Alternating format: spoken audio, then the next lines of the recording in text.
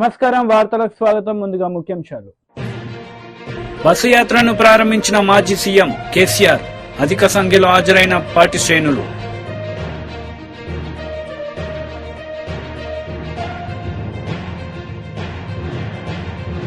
కాంగ్రెస్ భారీ బహిరంగ సభలో పాల్గొన్న సీఎం రేవంత్ రెడ్డి. ఎంపీ అభ్యర్థి కడియం కావ్యను గెలిపించాలని విన్నపం.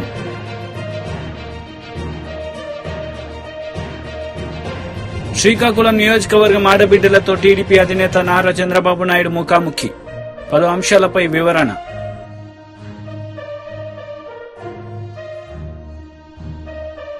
శ్రీకాకుళం నియోజకవర్గం ఆడబిడ్డలతో టీడీపీ అధినేత నారా చంద్రబాబు నాయుడు ముఖాముఖి కార్యక్రమం నిర్వహించారు. ఈ సందర్భంగా ఆయన మాట్లాడారు. ఎప్పుడు కూడా సంపద సృష్టించాలి, ఆదాయాన్ని పెంచాలి, పెంచిన ఆదాయాన్ని అభివృద్ధికి పెడుతూ మా పేదవాళ్లకు పంచితే అది నిజమైన ప్రజాస్వామ్యం. గాని అప్పులు తెచ్చి బటన్ నొక్కడం మా ముసలమ్మ కూడా చేయగలుగుతుంది. ఏమన్నా కాదా తల్లి? మీరే చెప్పండి.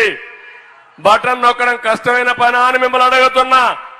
మీరు నొక్కలేరా అని మిమ్మల్ని అడుగుతున్నా. కానీ అది కాదు.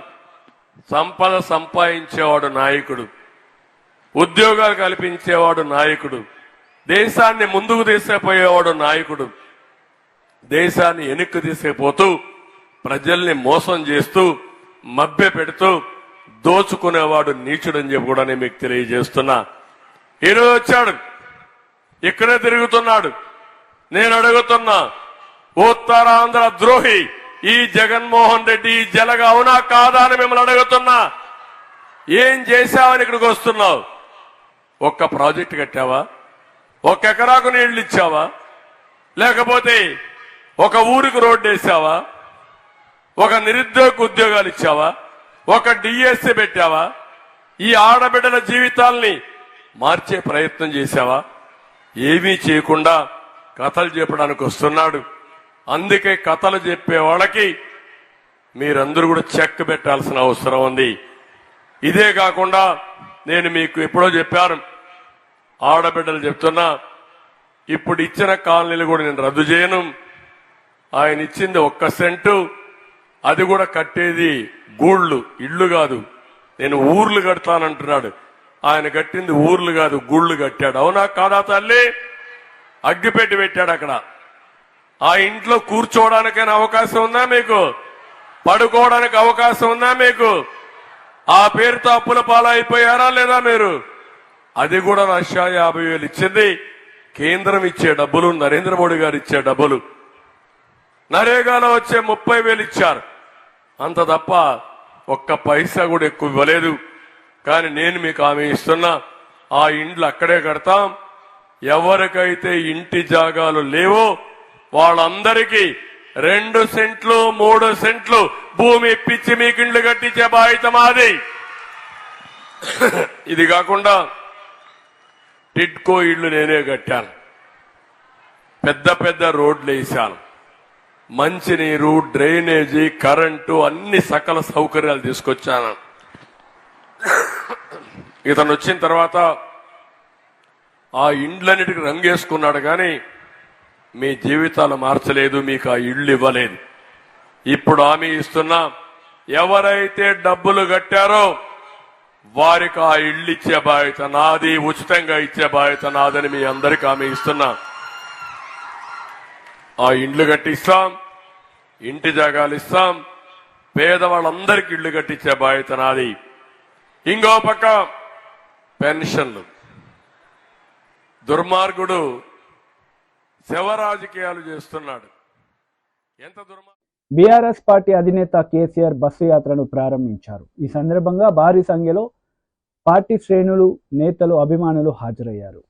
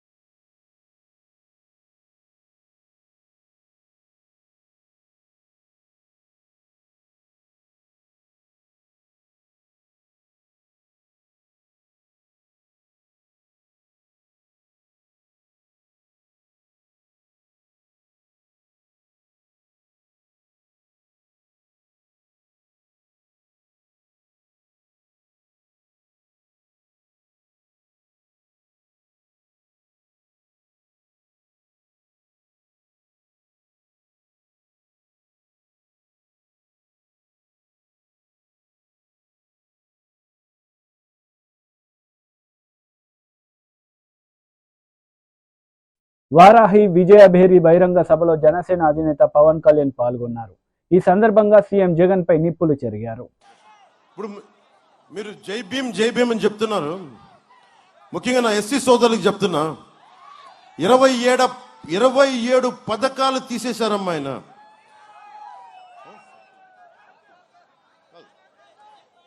27 దళిత పథకాలను తీసేశాడు విద్యార్థులకు సంబంధించి. దాంట్లో ముఖ్యంగా అంబేద్కర్ విదేశ విద్యా పథకం తీసేశాడు. అది తీసేసి మీరు జై భీమ్ చెప్తారా, జై జగన్ చెప్తారా? మీరు చెప్పండి.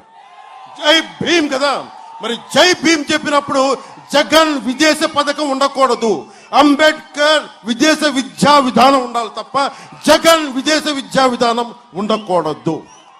రాగానే ఫస్ట్ అది తీసేసి ఆ మహాన్ భావుడి పేరే తిరిగి పెడతాం విదేశ విద్యా పథకానికి. అలాగే ఎస్సీకి సంబంధించి BC, SC, ST sub plan funds అన్ని రకరకాల పథకాలకు మళ్లించి మీకు ఖర్చు పెట్టామని చెప్తున్నాడు. మేము రాగానే ఒకే నిర్ణయం తీసుకున్నాం. ఎస్సీ, ఎస్టీ సబ్ ప్లాన్స్ కానీ, బీసీ సబ్ ప్లాన్స్ కానీ మీ కులాల కోసం అయితే ఉద్దేశింపబడిందో వాటన్నిటినీ సంపూర్ణంగా మీకే జరిగేలా చేస్తాం.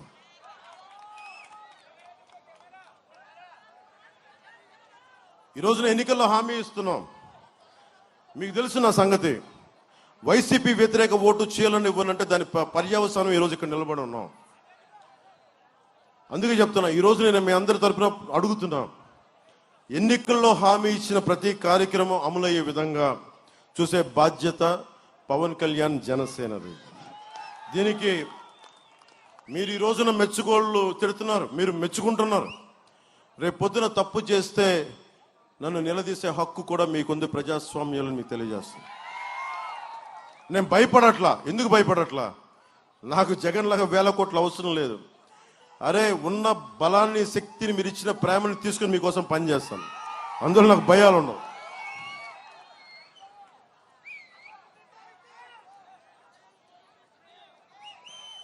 ఆంధ్రప్రదేశ్కి జీవనాడైన పోలవరం ప్రాజెక్ట్ని కాల పరిమితిలో పూర్తి చేస్తాం.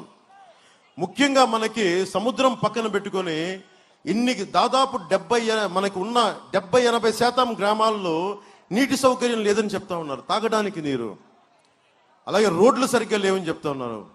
నేను చెప్తున్నా, రాగానే ఒక వారం రోజులు పిఠాపురంలో కూర్చొని ముఖ్యంగా అన్ని గ్రామాలు 54 నుంచి మనకున్న చిన్న చిన్న హ్యామ్లెట్స్ కలుపుకొని 57 గ్రామాల్లో నేను తిరుగుతాను. తిరిగి ప్రతి సమస్య నేను అర్థం చేసుకుంటాను. ఈరోజు ఎందుకంటే నాకు సమయం లేదు కాబట్టి తిరగట్లా. కానీ నేను చెప్తున్నాను, గెలిపించిన తర్వాత మీకు నా మీద సర్వ హక్కులు ఉంటాయి. అందుకు నేను వస్తాను ప్రతి గ్రామం వచ్చి, ఎక్కడ నీళ్లు లేవు, ఎక్కడికి ఇబ్బందులు ఉన్నాయి, ఎక్కడ రైతాంగానికి కాలువలు సమస్యలు ఎక్కడున్నాయి, అవన్నీ నేను కూర్చొని చాలా తక్కువ సమయంలో మీకు కష్టాలన్నిటి కూర్చొని నేను తీర్చేలాగా నేను ఒక బలమైన ప్రణాళికతోటి నేను, వర్మ గారు, ఇలాంటి అందరం కూర్చొని ముఖ్యంగా పిఠాపురానికి సంబంధించి, కొత్తపల్లి, ఉప్పాడ, మన గ్రామాలన్నిటికి సంబంధించి ముఖ్యంగా తాగునీరు మీకు వచ్చే బాధ్యత మేము తీసుకుంటాం. ఏం అడగలు, చాలా మంది అడిగారు నన్ను ఒకటే, నువ్వేమి చేయొద్దయ్యా, మాకు వచ్చి కొంచెం మాకు తాగే నీళ్ళు ఇప్పించవా. గుండె తరుక్కుపోయింది నాకు.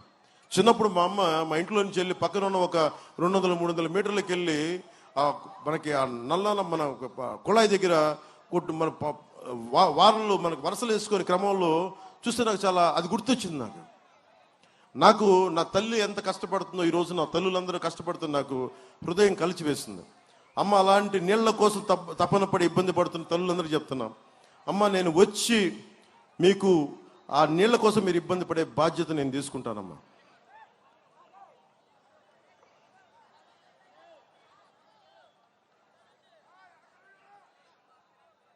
అలాగే కూటమి వచ్చి యువతకి కాంగ్రెస్ భారీ బహిరంగ సభలో కడియం శ్రీహరి, ఎంపీ అభ్యర్థి కడియం కావ్య పాల్గొన్నారు. ఎంపీగా గెలిపించాలని వారు కోరారు. సామ్రాజ్యం వరంగల్కు ఒక పెద్ద వారసత్వ సంపద ఉన్నది, ఒక గొప్ప హెరిటేజ్ ఉన్నది.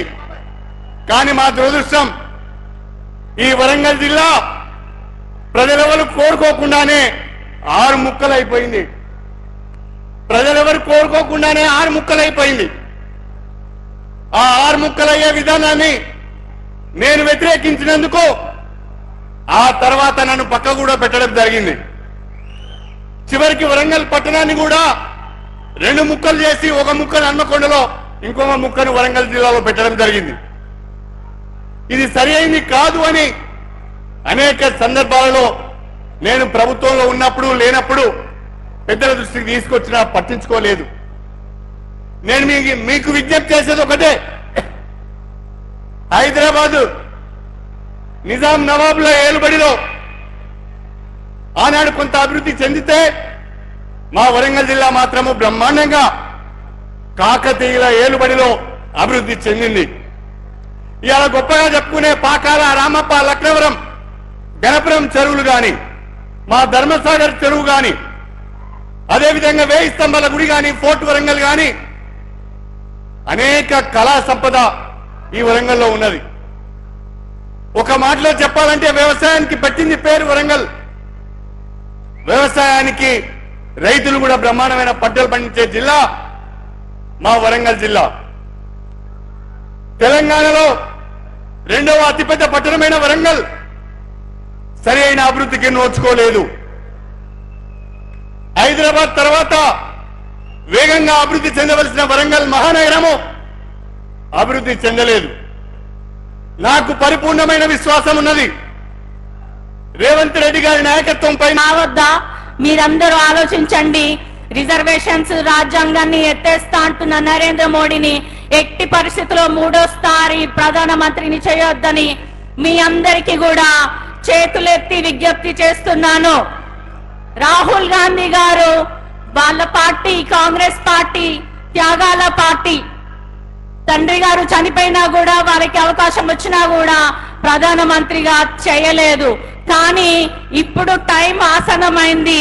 రాహుల్ గాంధీ గారిని ప్రధానమంత్రిని చేసుకునే అవసరం మన భావితరాలకి, మన భారత్ బంగారమయం అవ్వాలంటే రాహుల్ గాంధీ గారిని ప్రధానమంత్రిని చేసుకోవాల్సిన అవసరం ఎంతైనా ఉంది. అటు చూస్తే నరేంద్ర మోడీ చర్చిల పైన, మసీదుల పైన బుల్డోజర్లు ఎక్కిస్తున్నాడు. స్త్రీలను వివస్త్రణ చేసి మణిపూర్ లో తిప్పుతున్నా కూడా బయటికి రావట్లేదు. అంటే అంతటి రాక్షస పాలన నరేంద్ర మోడీ అందిస్తున్నాడు. మహిళలు, ఎస్సీలు, ఎస్టీలు, మైనారిటీ, క్రిస్టియన్స్, ముస్లింస్ వీరెవ్వరు కూడా నరేంద్ర మోడీకి నచ్చరు. కేవలం అంబానీ, అదానీలే ఆయనకి ఇష్టం. వాళ్ళ కోసమే ఆయన ప్రభుత్వంలో ఉన్నాడు. మరోసారి గద్దెనెక్కాలని చూస్తున్నాడు. కాబట్టి ఇక్కడున్న బీజేపీ అభ్యర్థిని కూడా చూసుకుంటే ఇక్కడి నుంచి అక్కడి వరకు లెక్క పెట్టుకుంటే మడికొండలో ఎక్కడో చోట కబ్జా చేసే ఉంటాడు. ఆ కబ్జా లెక్కలేనన్ని ఉన్నాయి. కాబట్టి ఆయన ఒక భూబకాసురుడు. ఆయన్ని అధికారంలోకి ఎట్టి పరిస్థితిలో తీసుకురావద్దు. వర్ధనపేట మింగడం అయ్యింది. ఇప్పుడు మిగిలిన 6 నియోజకవర్గాల మీద ఆయన కన్నుబడింది. కాబట్టి మిత్రులారా, మీరెవ్వరు కూడా బీజేపీకి ఓటు వేయొద్దు. తప్పకుండా. కాంగ్రెస్ భారీ బహిరంగ సభలో సీఎం రేవంత్ రెడ్డి పాల్గొన్నారు. ఈ సందర్భంగా ఎంపీ అభ్యర్థిగా నిలబడుతున్న కావ్యను గెలిపించాలని ఆయన వేడుకున్నారు. ఈ సందర్భంగా ఆయన ప్రసంగించారు. అట్లయినా వాళ్ళకి ఇది ఎవరు దొరకలే.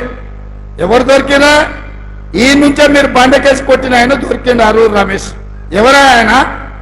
మీ భూములు మింగిన అనకొండ కాదా? ఊరూర్లో భూములు ఆక్రమించుకున్నాడు కాదా? అంగి మార్చి, రంగు మార్చి, జెండా మార్చి వస్తే ఈ వరంగల్ ప్రజల అమాయకుల గుర్తుపడతారా?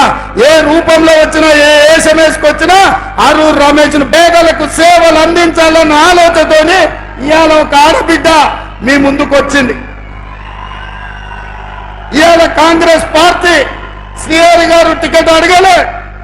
నేను ఈ వేదిక మీద నుంచి స్పష్టంగా చెప్పదలుచుకున్న ఈ రాష్ట్ర ప్రజలకు, శ్రీహరి గారు కాంగ్రెస్ ను సంప్రదించలే. నేనే స్వయంగా శ్రీహరి గారి దగ్గరికి మా పెద్దల్ని పంపించిన.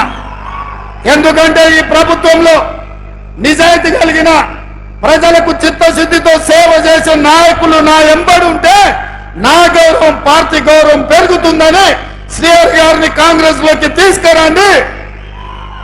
చదువుకున్న డాక్టర్ కావ్యను ఎంపీని చేద్దామని చెప్పి ప్రతిపాదన నేను పంపించిన. మన ప్రతిపాదన మీద కడియం శ్రీహరి గారు ఆలోచన చేసి ఈ రోజు ఒక నిర్ణయం తీసుకున్నారు. నాకు తెలిసి వారు నిర్ణయం తీసుకోకపోదురేమో, కానీ బీజేపీ రూమర్లో ప్రజాస్వామ్యానికి ఒక ప్రమాదం పొంచి ఉన్నది. బీజేపీ ఇవాళ ఎస్సీ ఎస్టీ రిజర్వేషన్లు రద్దు చేసి రాజ్యాంగాన్ని మార్చేసి దళితుల మీద గిరిజనుల మీద దాడులు చేసి ఈ రోజు ఈ ప్రజాస్వామ్యాన్ని మీదనే దాడి చేసే ప్రయత్నం చేస్తుంది. అంబేద్కర్ వాదిగా ఏబిసిడి వర్గీకరణ కోసం కొట్లాడిన నాయకుడిగా ఈ రోజు ఈ దేశ రాష్ట్ర ప్రజలకు ప్రజాస్వామ్యాన్ని కాపాడే అవసరం ఉంది. అందుకే గాంధీ కుటుంబం నాయకత్వంలో పనిచేయడానికి ఈ రోజు కడియం శ్రీహరి గారు ముందుకొచ్చిండ్రు. అందుకే మిత్రులారా, ఇవాళ శ్రీహరి గారి దగ్గర కోట్ల రూపాయలు చూసే టికెట్ ఇవ్వలేదు. శ్రీహరి గారి నిజాయితీ.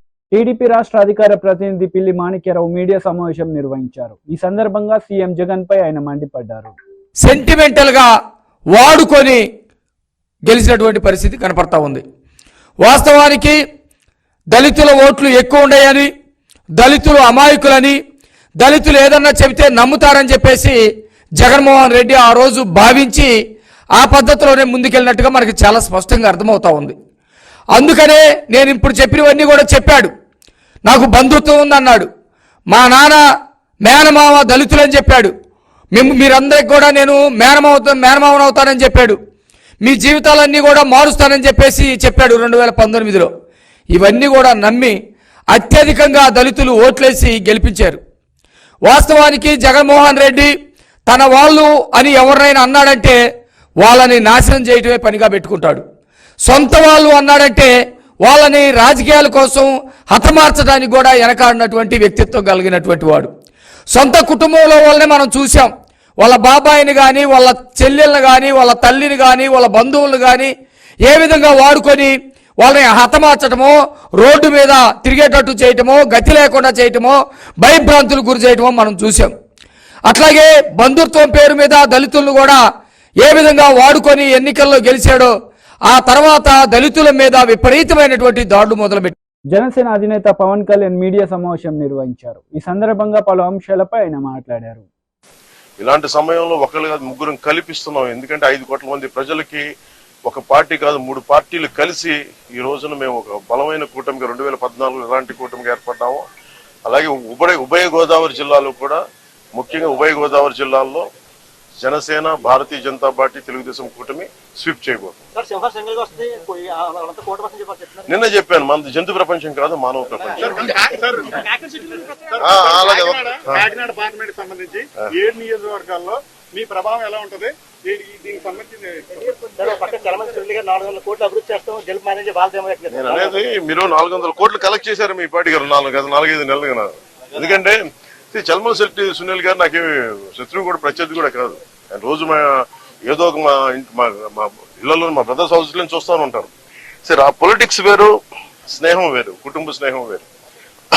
నిజంగా ఆయన ఒక పార్టీ మీద నిలకడగా ఉండే వ్యక్తి అయితే నిజంగా ఒక జాలి పాపరే ఎన్నిసార్లు ఓడిపోయాడు. ప్రతిసారి అవకాశవాదంగా నిలబడటం, వెళ్ళిపోవటం, మళ్ళీ ఎలక్షన్ ముందు రావటం, ఇవన్నీ సరైన సంకేతాలు పంపవు. ఉదాహరణకి నేను కూడా ఓడిపోగానే నేను పార్టీ మూసేసి మళ్ళీ ఇప్పుడు వస్తే బాగుండదా? అది నమ్ముతారా? అది ఒక దశాబ్దం కింద పడ్డాం, నలిగాం, కింద మీద పడ్డాం, బలం ఉండి కూడా తగ్గించుకొని మరి ఈ రోజున ప్రజలు గెలవడానికి కూటమి ఏర్పాటు చేసుకున్నాం. సో చల్మల్ శెట్టి సునీల్ ఆయన వ్యక్తిగతంగా నాకు బాగా తెలుసు, ఆయన పరిచయం బాగా ఉంది, ఉదయ్ గారికి కూడా ఉంది. కానీ కాకినాడ పార్లమెంటుకి అతను సరైన వ్యక్తి కాదు. ముఖ్యంగా సునీల్ గారు చాలా కీలకమైన ప్రశ్నలు కొన్నిటికి సమాధానం చెప్పాలి. కాపు రిజర్వేషన్లు చీకొట్టింది వైసీపీ పార్టీ, అలాంటి పార్టీని రిప్రజెంట్ చేస్తున్నారు.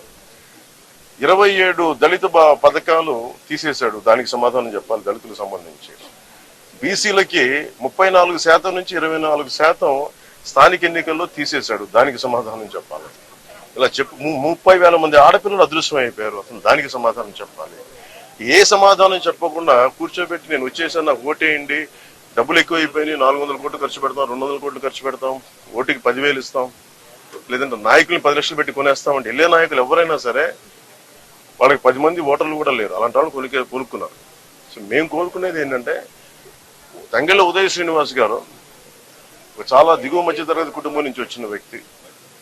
ముఖ్యంగా ఇంజనీరింగ్ చేసిన తర్వాత తన స్వయం శక్తితోటి టీ టైం అనే కాఫీ డే చూసాం, లేదంటే స్టార్ బక్స్ చూసాం, లేదంటే బరిస్టా కాఫీ చూసాం, ఇలాంటివన్నీ టీ లీఫ్ అని మన మాజీ మంత్రి రావెల కిషోర్ బాబు పార్టీ కేంద్ర కార్యాలయంలో మీడియా సమావేశం నిర్వహించారు. ఈ సందర్భంగా పలు అంశాలపై ఆయన మాట్లాడారు. పడిపోయి నిరుద్యోగానికి గురవుతున్నారో మనం చూస్తా ఉన్నాం ప్రపంచవ్యాప్తంగా. అలాంటిది పేద ప్రజలకు చెందినటువంటి విద్యార్థులకు ఇంగ్లీష్ మీడియం స్కూల్ అని ప్రవేశపెట్టి వారిని యొక్క నైపుణ్యాలను తీర్చిదిద్ది అత్యాధునిక విద్యను ఇస్తున్నటువంటి ఏకైక ప్రభుత్వం ఈ భారతదేశంలో ఏదంటే అది ఆంధ్రప్రదేశ్ ప్రభుత్వం అని చెప్పేసి సందర్భంగా తెలియజేస్తా ఉన్నాను. ఈ రోజు వచ్చినటువంటి రిజల్ట్ చూస్తే స్పష్టంగా జగన్మోహన్ రెడ్డి గారు ప్రవేశపెట్టినటువంటి ఈ యొక్క విప్లవాత్మక చారిత్రాత్మక విద్యా వ్యవస్థలో సంస్కరణలు ఏవైతే ఉన్నాయో, పథకాలు ఏవైతే ఉన్నాయో వాటి ఫలితాన్ని ఈరోజు చూస్తున్నాం. మనం ఈరోజు 10వ తరగతి రిజల్ట్స్ వచ్చాయి. 86.69% ఉత్తీర్ణులయ్యారు జనరల్ గా అందరు విద్యార్థులకు సంబంధించినటువంటి రిజల్ట్ ఇది. దీంట్లో ఎస్సీ, బీసీ, ఎస్టీ విద్యార్థులు ఏమాత్రం తగ్గకుండా జనరల్ గా ఈ 86.69% కంటే ఎక్కువగా పాస్ అయినటువంటి విషయాన్ని చూస్తే ఏ విధంగా నాడు నేడు పథకమే గాని, అమ్మఒడి పథకమే గాని, ల్యాప్టాప్ల పథకమే గాని, ఇంగ్లీష్ మీడియం పథకమే గాని ఈ పథకాలన్నింటిని కూడా ఏ విధంగా పనిచేస్తున్నాయి, ఫలితాలు ఇస్తున్నాయి అనేది కళ్లకు కట్టినట్టు మనకు కనిపిస్తా ఉంది. బీసీ గురుకులాలు అయితే 98.43% ఉత్తీర్ణత సాధించారు. ఎస్సీ గురుకులాలు అనగా అంబేద్కర్ గురుకులాలు అయితే 94.56% ఉత్తీర్ణత సాధించారు 10th క్లాస్ లో. ఎస్టీ గురుకులాలు, గిరిజన గురుకులాల స్కూళ్లు 89.91% సాధించారు. అంటే బీసీ విద్యార్థులు గాని, గురుకులాలు చదివినటువంటి బీసీ విద్యార్థులు, గురుకులాలు చదివినటువంటి ఎస్సీ విద్యార్థులు, గురుకులాలు చదివినటువంటి ఎస్టీ విద్యార్థులు రాష్ట్రంలో సాధారణ ఉత్తీర్ణత 86.69 కంటే అత్యధిక శాతం ఉత్తీర్ణులై ఇవాళ చరిత్ర సృష్టించి ఎస్సీ, ఎస్టీ, బీసీలకు అమలు చేస్తున్నటువంటి పథకాల ఫలితాలను మనం కళ్ళకు కట్టినట్టు చూస్తా ఉన్నాం. నా ఎస్సీ, నా బీసీ, నా మైనారిటీలు అన్నటువంటి అని జగన్మోహన్ రెడ్డి గారు ఈ రోజు వారందరినీ కూడా సొంతం చేసుకుని వారి యొక్క అభివృద్ధి సంక్షేమానికి అహర్నిశలు కృషి చేస్తూ ఉంటే ఇవాళ పచ్చ మీడియా దాన్ని వక్రీకరించి ఎస్సీలకు ఏం చేయడం లేదు, ఎస్టీలకు ఏం చేయడం లేదు, బీసీలకు ఏం చేయడం లేదు, ఇది కేవలం వైఎస్ఆర్సీపీ నేత ఆడప శేషు మీడియా సమావేశం నిర్వహించారు. ఈ సందర్భంగా పలు అంశాలపై ఆయన మాట్లాడారు. విసిగిపోతా ఉన్నారు. మాట్లాడితే నేను ప్రశ్నిస్తాను, నేను చేస్తాను, నేను చూస్తాను, నేను పగలు తీసేస్తాను. ఏం పీకేస్తావు? ప్రజల మీద పరిపాలన అంటే ఆ బాధలు నీకు తెలుసా? 2 రోజులు తిరిగితే 3 రోజులు పడుకుంటున్నావు ఆరోగ్యం బాగోలేదని. కానీ జగన్మోహన్ రెడ్డి గారు పార్టీ పెట్టి 14 సంవత్సరాలు, దాంట్లో ప్రతిపక్ష నాయకుడిగా 5 సంవత్సరాలు ఎన్ని కష్టాలు పడ్డారో తెలుసా నీకు? ఎన్ని బాధలు పడ్డారో తెలుసా నీకు? చంద్రబాబు నాయుడు కుయుక్తులకి కేసులు కట్టించుకొని సబ్జైలు చేసి ప్రజల కోసం ఆయన వెన్ను తిరగకుండా పోరాటం చేసినటువంటి నాయకుడు జగన్మోహన్ రెడ్డి గారు. అది నాయకుడి లక్షణం అంటే. అది ఒక పార్టీ అధినేతగా రొమ్ము విరిచి ప్రజల కోసం, ఆయన పార్టీలో ఉన్నటువంటి కార్యకర్తల కోసం, పార్టీ కోసం పాదయాత్ర పెట్టి ఆ దుర్మార్గమైనటువంటి పరిపాలనలో కూడా ప్రాణాలకు తెగించి ఆయన పాదయాత్ర చేసి పార్టీని నిలబెట్టిన వ్యక్తి జగన్మోహన్ రెడ్డి గారు. అటువంటి నాయకుడు ప్రజల్లో అన్ని కులాలని, అన్ని మతాలని, అన్ని ప్రాంతాలని తిరిగి వాళ్ళ సమస్యలు తెలుసుకొని ఈ రాష్ట్రంలో కొత్త సంస్కరణలు తీసుకొచ్చినటువంటి వ్యక్తి జగన్మోహన్ రెడ్డి గారు. మరి ఈ సంస్కరణలు తీసుకొచ్చినటువంటి సంస్కరణలకి భారతదేశంలో ఉన్నటువంటి అన్ని రాష్ట్రాలు, ఆంధ్ర రాష్ట్రం అంతా చూస్తా ఉన్నాయి. అది జగన్మోహన్ రెడ్డి గారు అంటే. మీరు ప్రశ్నిస్తారంటే కొత్తగా సంస్కరణలు తీసుకొచ్చారని ప్రశ్నిస్తావా? లేదా పేద ప్రజలకి సంక్షేమ నిధులన్నీ కూడా జగన్మోహన్ రెడ్డి గారు వాళ్ళకి దోచిపెట్టేస్తున్నాడని ప్రశ్నిస్తావా? లేకపోతే జగనన్న హౌసింగ్ ద్వారా పేదలకి గూడు లేని పేదలకి ఇల్లు ఇచ్చేస్తున్నాడని ప్రశ్నిస్తావా? దేనికి ప్రశ్నిస్తావు పవన్ కళ్యాణ్ అడుగుతా ఉన్నా. నీ దుర్మార్గమైనటువంటి చేష్టలకి 2014లో జన్మభూమి కమిటీలు దోచేసుకుంటా ఉంటే ఎందుకు ప్రశ్నించలేకపోయావు పవన్ కళ్యాణ్ అడుగుతా ఉన్నా. కాల్మనీ సెక్స్ ర్యాకెట్లు రాష్ట్రం మొత్తం కూడా భూతాల్లాగా పీడించి రక్తాన్ని తాగేస్తా ఉంటే నువ్వేమే ప్రశ్నించకుండా ఆడిగిపోయావు, ఏ సినిమాలకు పోయావు? అప్పుడు కనపడలేదా నీ కళ్ళకి ప్రశ్నించడం? అప్పుడు ప్యాకేజీలో ఉన్నావా? మరి గంజాయి పేకాట్లు వార్తలు ముగించే ముందు ముఖ్యాంశాలు మరోసారి. బస్సు యాత్రను ప్రారంభించిన మాజీ సీఎం కేసీఆర్, అధిక సంఖ్యలో హాజరైన పార్టీ శ్రేణులు.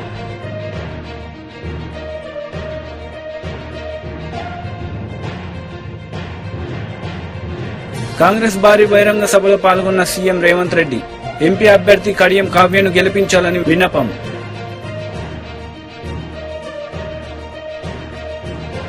శ్రీకాకుళం నియోజకవర్గం ఆడబిడ్డలతో టీడీపీ అధినేత నారా చంద్రబాబు నాయుడు ముఖాముఖి, పలు అంశాలపై వివరణ.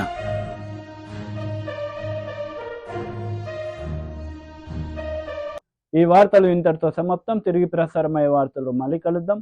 అంతవరకు సెలవు. నమస్తే.